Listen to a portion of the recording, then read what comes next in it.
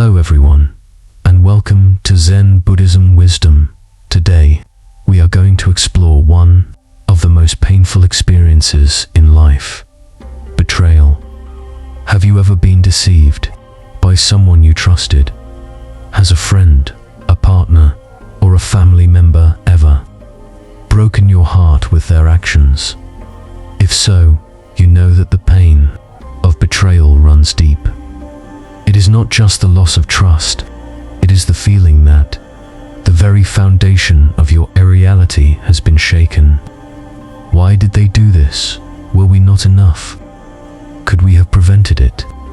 These thoughts echo in our minds, refusing to fade. The wound lingers, and sometimes, instead of healing, it festers. But why does betrayal cut so deeply? It is because, as human beings, we are wired to form attachments. We expect loyalty. We believe in fairness. And when these expectations are shattered, our entire sense of security crumbles. The pain is not just about the act of betrayal itself.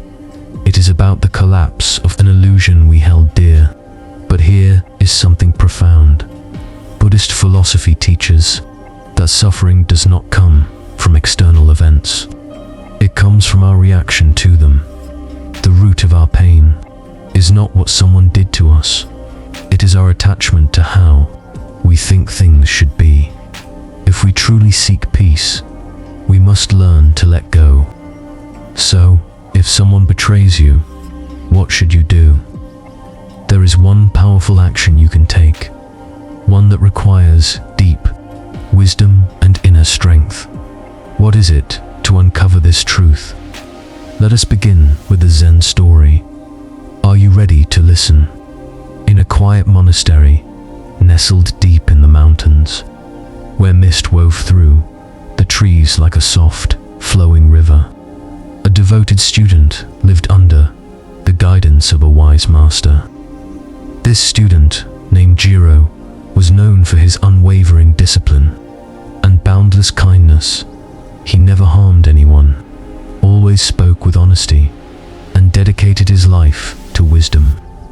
His fellow monks admired him, and even those from Dastan. But in every place where light shines brightly, shadows inevitably. For among the monks was another student, Daiki, whose heart was burdened by jealousy.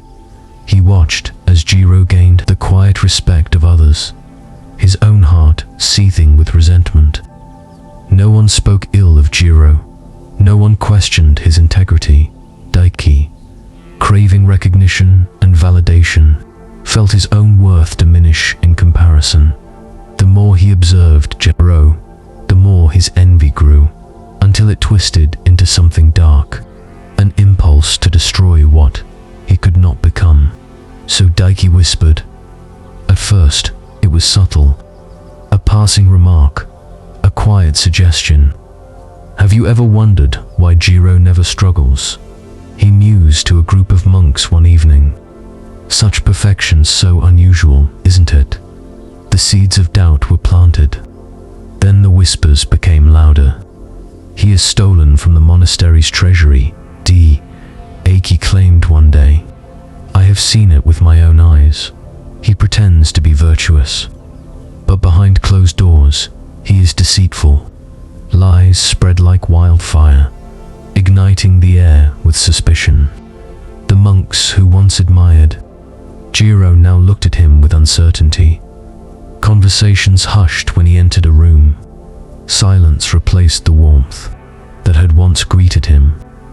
Jiro, upon learning of the rumors, felt a deep ache in his heart. He had done nothing wrong, yet he was now seen as a thief. The injustice of it burned within him. How could people believe such lies? How could his kindness be so easily forgotten? His mind, once peaceful, became stormy with questions. Finally, unable to bear it any longer, Jiro sought his master, an old monk who had lived long enough to see the patterns of human nature repeat. themselves like the changing seasons. Master Jiro said, bowing low, his voice laced with frustration, I have been wronged. My name is stained with lies. What should I do? The master gazed at him for a long moment before replying simply, do nothing. Shocked, Jiro protested, but master, if I do not defend myself, the lie will become truth. The master smiled, his expression one of deep understanding. Tell me, if the wind blows dust into the sky, do you chase the dust to bring it back down? Or do you simply wait for it to settle? Jiro hesitated. If you chase the dust, the master continued, you only spread it further. If you remain still, the dust will settle on its own. The truth does not need defense. It simply exists. Lies will fade with time, but truth remains. Jiro wanted to believe these words, yet doubt still gnawed at him. Would silence truly be enough?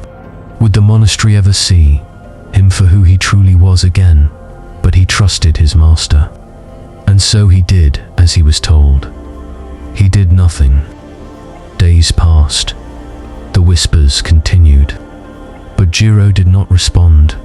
He did not defend himself, nor did he seek revenge. He simply carried on with his daily tasks, his hands steady even as his heart wavered. Then, one night, as the lanterns flickered in the dim corridors of the monastery, a quiet knock sounded at Jiro's door. Daiki stood there, his face pale, his shoulders heavy with invisible weight. I do not know why, Daiki admitted, his voice barely above a whisper, but I feel guilty. I wronged you, and yet you did not seek revenge. You did not fight back. Why? Jiro remained silent. I thought you would retaliate, Daiki continued, his voice cracking. I thought you would be furious, but instead, you were silent, and now I see the weight of my own actions. I have dishonored myself. The next morning, before the entire monastery, Daiki confessed his lies. His voice trembled, but his heart felt lighter than it had in years. The truth was revealed, and Jiro's honor was restored. Later, as Jiro bowed before his master, he said, "You were right, master. The dust settled on its own." The master smiled and said, "Always." This story reveals a profound truth. Sometimes, the greatest response is no response at all. In a world where reactions are expected, where conflict fuels more conflict, and where every attack begs for retaliation, silence becomes an act of defiance, a refusal to be pulled into the chaos of negativity. It is in this stillness, in this deliberate choice to do nothing, that true power emerges. When we react with anger or revenge, we become entangled in the very energy that wounded us. We become mirrors of our enemies, reflecting their hatred, their spite, their bitterness, and in doing so, we unknowingly become them. The line that once separated the victim from the aggressor disappears, leaving behind only an endless cycle of suffering. By refusing to engage, we break that cycle. We remove ourselves from the game entirely. The moment we stop feeding the fire, it begins to die out on its own. This is the essence of Zen, understanding that resistance often fuels the very thing we seek to destroy. Instead of waging war against falsehoods, we let them collapse under their own weight. Instead of demanding justice, we let karma unfold in its own time. Instead of seeking revenge, we walk away, free from the poison of resentment. Resentment is like holding a burning coal, waiting for the right moment to throw it at someone else. But in the meantime, it is our own hand that gets scorched. pain we intend for others lingers within us, eating away at our peace. By letting go, we do not surrender to injustice. We liberate ourselves from its grip. When we retaliate, we give the wrongdoer an excuse to justify their actions. "See," they say, "I was right about you."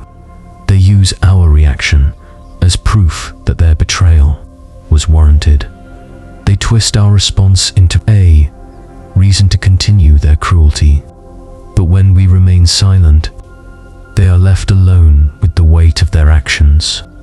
There is no battle for them to fight, no words to twist, no energy to feed off. They are left only with themselves, and for many, that is the greatest punishment of all. Truth is like the sun. It cannot be hidden forever, no matter how thick the clouds of deception may seem. They will eventually part, and light will shine through. Lies, on the other hand, are unstable by nature. They require constant maintenance, endless reinforcement. A single inconsistency can unravel an entire web of deceit. And as time passes, deception becomes heavier, harder to uphold, more exhausting to carry. Eventually, all falsehoods collapse under their own weight. True wisdom does not come from controlling others, but from mastering ourselves.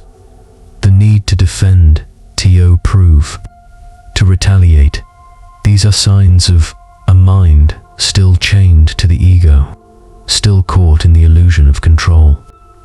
A truly free mind understands that external events are fleeting, that reputations rise and fall like waves, that the words of others hold no power unless we allow them to.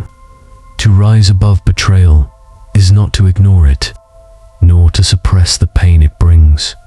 It is to acknowledge it, accept it, and then let it pass through us like the wind. It is to understand that the actions of others reflect only them, not us. A fire burns because it is fire, not because of the wood it consumes. A scorpion stings because it is a scorpion, not because of the foot it strikes. People act according to their own nature, not ours. When we remain silent in the face of lies, we do not show weakness. We demonstrate unshakable strength. We become the mountain that does not bow to the storm.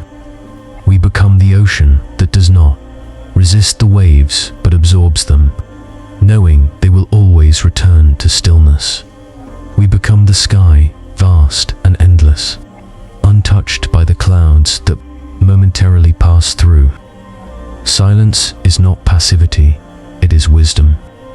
It is the understanding that some battles are won not by fighting, but by outlasting. It is stepping back and allowing truth to emerge on its own, without force, without struggle. And in this space of non-resistance, we find the ultimate victory, not over others, but over ourselves.